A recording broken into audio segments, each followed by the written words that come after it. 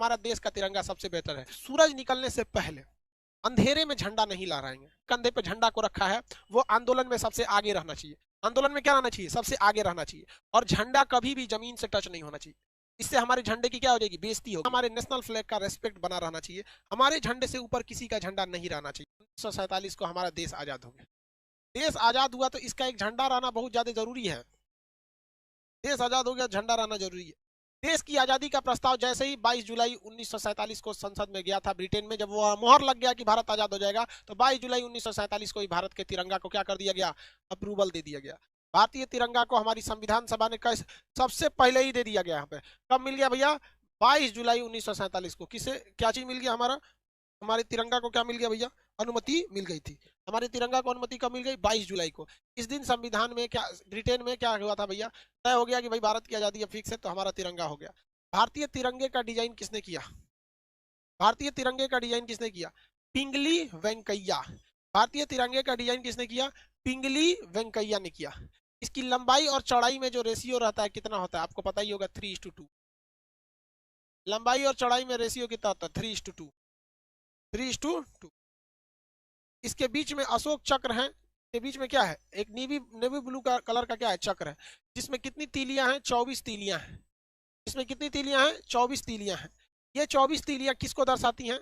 ये 24 तीलियां हमें दर्शाती हैं कि हमें राष्ट्र निर्माण के लिए 24 घंटे अथक रूप से चलते रहना है। 24 घंटे हमारी देश का विकास होना चाहिए। इसलिए 24 घंटे को विकास को दर्शाने के लिए जो एटीएम 24 घंटे खुले रहते हैं और हफ्ता में 7 दिन चलते हैं, 24/7 इसे लिखा जाता है। 24/7। समझ में आ गया कि नहीं गया? 24 आवर हम अपने राष्ट्र निर्माण के लिए बढ़ते रहे। इसमें 3 रंग हैं। कौन कौन सा? तो देखिए, ये रंग तो हालांकि ये धार्मिक रंगों को भी दर्शा देते हैं, और ये ऐसे भी देखेंगे, हरा रंग हरियाली को, हरा रंग हरियाली को है। केसरिया बलिदान का। सफेद रंग शांति के लिए, हम कभी किसी देश पे लड़ाई वगैरह नहीं करते हैं। हाँ, हमको अगर कोई मारेगा तो हम पूछेंगे, ये बात तो कंफर्म है। ये बात तो क्या कंफर्म है। हालांकि अगर आप इसमें देखेंगे तो धर्म के हिसाब से ग्रीन कलर जो हो सकता है, इस्लाम धर्म वाले ज्यादातर ग्रीन को फॉलो करते हैं, हिंदू धर्म के लोग में केसरिया है, सफेद रंग बाकी क्रिश्चियन हो गए, ये लोग हो गए। ये हालांकि ये धार्मिक कलर से इसे कोई ध्यान देखता नहीं है। केसरिया, सफेद, हरा, ये हमारा बलिदान का है। केसरिया रंग किसे दर्शाता है? बलिदान का दर्शाता है। कुछ लोग कहते हैं केसरिया नहीं होगा, कुछ लोग कहेंगे हरा नहीं होगा। अरे हमारा देश का तिरंगा सबसे बेहतर है। हरा क्या हरियाली कोई मिटा सकता है? केसरिया क्या आसमान और सूरज के रंग को कोई बदला जा सकता है? नहीं। तो ये हमारा क्या भैया? बुद्ध भगवान के लिए ब्लू, बीच में है ब्लू ब्लू। तो देखिए, हमारा जो है बलिदान का, केसरिया एक्चुअली किस चीज के लिए? बलिदान के लिए। हरा रंग किसके लिए? हरियाली के लिए। हरा रंग हरियाली के लिए। हमारा देश हरा भरा है भाई, मेरे देश की धरती। अब यहाँ देखिए, इसमें गलती कैसे कर देता है लड़का सब। हम बचपन में छोटे थे तो तिरंगा बनाना था ना, तो हमने गलती से क्या किया? केसरिया को नीचे कलर कर दिया, ग्रीन को ऊपर कलर कर दिया। अब छोटे बच्चे हम लोग थे, लोग 4-5 में पढ़ते थे, उतना दिमाग थोड़ी रहता है, कौन ध्यान देता भाई? छोटा बच्चा में नहीं ध्यान रहता। टीचर हमको समझाए कि देखो बाबू, ऐसा गलती नहीं करना।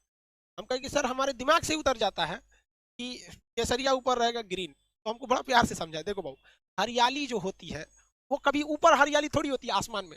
हरियाली जब भी आएगी तो नीचे रहती है, जमीन पे हरियाली रहती है। हाँ सर, इसका मतलब हरा नीचे रहेगा।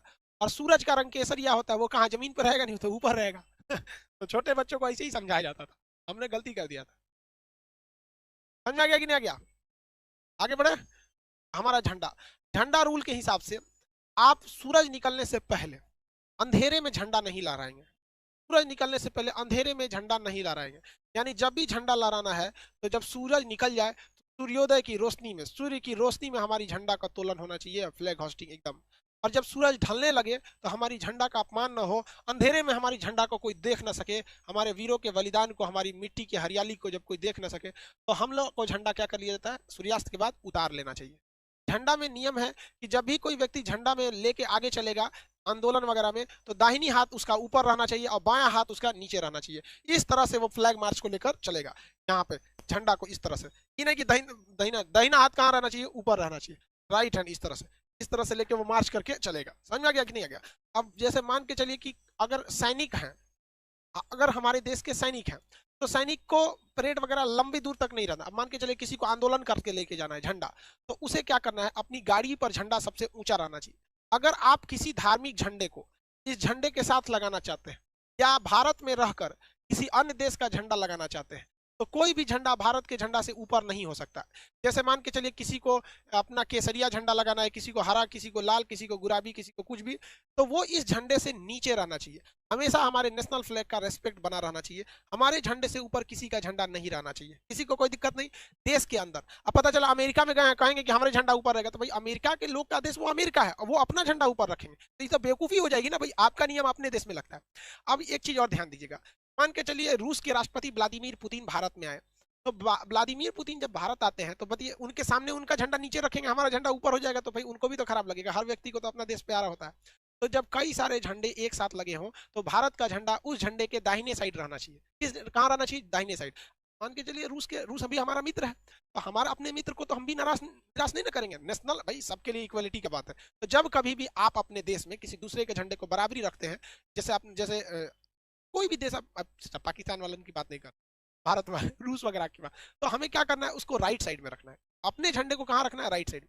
अगर कोई आंदोलन या जैसे किसान आंदोलन चल रहा है, तो किसी को अगर उसमें तिरंगा लेके जाना है और अगर दाहिनी हाथ से उठा के ऐसे थक गया है बेचारा, कितना दूर ले जाएगा? सैनिक तो है नहीं, आम आदमी सैनिक की तो नहीं रहता है, तो उसे अपने दाहिने कंधे पे क्या करना है? झंडे को ऐसे रखना है, दाहिने कंधे पे झंडे को रख के लेके चलना है। और याद रखना चाहिए कि जो व्यक्ति दाहिने कंधे पे झंडा को रखा है वो आंदोलन में सबसे आगे रहना चाहिए। आंदोलन में क्या रहना चाहिए? सबसे आगे रहना चाहिए। और झंडा कभी भी जमीन से टच नहीं होना चाहिए, इससे हमारे झंडे की क्या हो जाएगी? बेइज्जती होगी। तो झंडा ऐसे तो उसे दाहिना हाथ रख के झंडा को हमेशा ऊपर लेके रखना है, लेकिन जब कभी भी थक जाएगा तो उसे कहाँ रखना है? अपने दाहिने कंधे पे लेके। और आंदोलन मार्च में वो सबसे आगे रहना चाहिए। ये इस नहीं तो इस तरह से बहुत ज्यादा झंडे का अपमान एकदम सरासर गलत है। अरे भाई जो देश प्रेम नहीं कर सका उसको खुद को सुसाइड करके मर जाना चाहिए। क्योंकि यार एक जानवर को भी अपने खूंटा से बहुत प्रेम होता है, जहां उसे बांधा जाता है ना उसे वो बहुत प्रेम करता है, वहां उसे गंदा नहीं करता है। और कैसे लोग हमारे देश को लोग उल्टा सीधा बोल देते हैं। हम अपने झंडे का देखिए, एक जाने अनजाने में कभी हो गया, जैसे कभी हम 26 जनवरी को आप देखेंगे सड़क पे कभी कोई तिरंगा गिर गया है, तो कोई जानबूझ के नहीं फेंका होगा, जाने अनजाने में उसे गिर गया होगा, तो आप कम से कम उसे उठा लीजिए।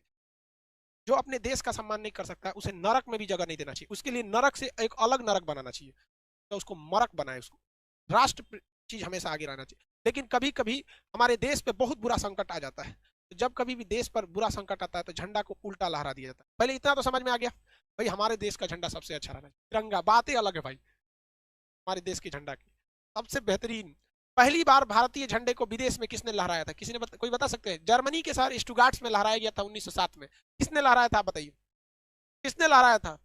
अंतर्राष्ट्रीय सम्मेलन में हमारा तिरंगा सबसे पहले किसने लहराया? मैडम भीखाजी कामा। एक सैल्यूट उस वीर महिला के लिए, भारतीय स्वतंत्रता की जननी कहा जाता है मैडम भीखाजी कामा को। तिरंगा झंडा लहरा दिया था 1907 में, जब हम गुलाम थे तब लोगों ने देखा कि भाई ये किसका झंडा है, तब पता चला कि भैया ये देश भारत का ये क्या है? झंडा है। समझ में आ गया कि नहीं आ गया? किसी को दिक्कत है तो बोले, किसी को कोई दिक्कत? आगे बढ़े।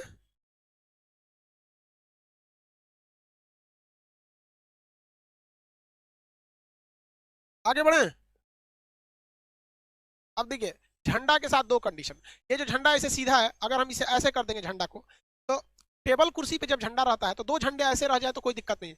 दो दो झंडे अगर तिरछा हो जाए तो कोई प्रॉब्लम नहीं है। जैसे ये देखिए, अभी कोई दिक्कत नहीं, अभी कोई दिक्कत नहीं है,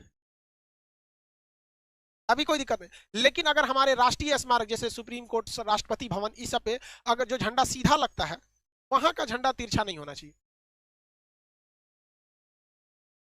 कहाँ लगाया गया था? एक सेकंड बाबू, झंडा लगा देते पहले, यही ना? ठीक है, झंडा लगना, झंडा का जैसे राष्ट्रपति भवन का झंडा है, अगर इस झंडे को इस तरह से झुका दिया गया तो समझ जाइएगा कि देश का बहुत बड़ा क्षति हुआ। राष्ट्रीय शोक अगर होता है, दुख दर्शाया जाता है कि ऐसा दुख जो पूरे देश को लगा है, तो उसमें राष्ट्रीय झंडा झुकना चाहिए। जैसे हमारे एपीजे अब्दुल कलाम का जब निधन हुआ था, हमारा झंडा झुक गया था। हमारे पूर्व राष्ट्र प्रधानमंत्री अटल बिहारी वाजपेयी जी का जब निधन हुआ था, तो हमारा झंडे को क्या किया गया था? झुका दिया गया था। तो जब देश को एक अभूतपूर्व, एक बहुत बड़ी क्षति हो जाती है, कोई बहुत बड़ा देशभक्त या बहुत बड़े व्यक्ति की जब निधन हो जाती है, तो राष्ट्रीय शोक मनाने के लिए, ये दिखाने के लिए कि हमारा पूरा देश आज शोक में डूबा हुआ है, हम अपने झंडे को क्या करते हैं? झुका देते हैं। हम अपने झंडे को क्या कर देते हैं? झुका देते हैं। समझ में आ गया कि नहीं आ गया? किसी को कोई दिक्कत नहीं? आगे बढ़े। अब एक होता है उल्टा झंडा। उल्टा झंडा का मतलब ऐसे नहीं होता है कि लकड़ियां ऊपर कर देंगे, ये उल्टा झंडा नहीं है। उल्टा झंडा का सेंस क्या होता है कि केसरिया कहाँ हो जाएगा? नीचे। केसरिया कहाँ हो जाएगा? नीचे। और ग्रीन वाला कहाँ हो जाएगा? ऊपर। उल्टा झंडा का मतलब होता है कि हमारे राष्ट्रीय शोक है, मतलब कोई विकट परिस्थिति आ गई, भयानक भूकंप आ गया हो, भयानक कोरोना कंट्रोल के बाहर हो गया है, त्राहिमाम त्राहिमाम हो गया है, कोई बहुत बड़ा जल सैलाब आ गया है, बहुत भूकंप टाइप का कुछ या सुनामी टाइप का कुछ आ गया, राष्ट्रीय संकट आ गया है, तो अब हम अपने झंडे को क्या करते हैं, उल्टा कर देते हैं। अपने झंडे को क्या करते हैं, उल्टा कर देते हैं। ये हमारे झंडे का उल्टा। भगवान न करे कभी हमारे देश पे ऐसा संकट आए, हमारी भारत माँ का झंडा हमेशा लहराता रहे शान से एकदम। यहाँ पर राष्ट्रीय शोक जो है भाई हमारे देश में कभी कभी तो होते ही रहते हैं, जैसे ये हमारे साइंटिस्ट अब्दुल कलाम, अटल बिहारी वाजपेयी, ये लोग हमारे, इनका गुजरना हमारे लिए भाई साहब एक तो बहुत बड़ा क्षति है। आगे बढ़े, झंडा से रिलेटेड किसी को कोई दिक्कत नहीं, भगवान न करे हमारे झंडा कभी उल्टा हो, ऐसा कोई संकट ना आए देश पर, भगवान स्पेशल ध्यान दीजिएगा हमारा देश का झंडा सीधा ही रहे। आगे बढ़े,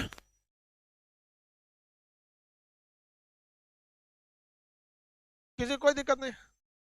अब एक होता है पताका, देखिए पताका, हमारा झंडा है, हमारे पास पताका नहीं है। पताका इस टाइप का होता है, धार्मिक झंडा होता है, देखते हैं तीन कोना झंडा इस टाइप का, ये सब क्या है, सब पताका है सब। तो हमारा झंडा, हमारे पास क्या है, झंडा है, पताका नहीं है। ये सब तो धार्मिक चीजों में होता है, बाजार पे दिखेगा या फिर बजरंग बली का दिखेगा झंडा, या इस तरह से भगवा, वो सब टाइप का हमारा तिरंगा नहीं होता। हमारा तिरंगा 3:4 के रेशियो में होना चाहिए। किसी को कोई दिक्कत नहीं, हो गया।